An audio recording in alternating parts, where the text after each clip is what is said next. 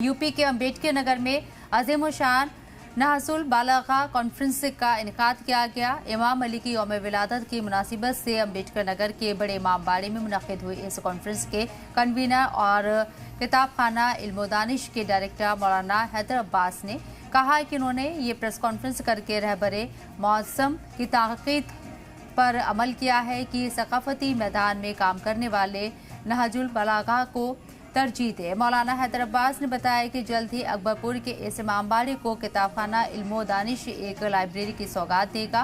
उन्होंने कॉन्फ्रेंस में शरीक उलेमाए शोरा दानिश्वर और अकीदतमंदों का शुक्रिया अदा किया।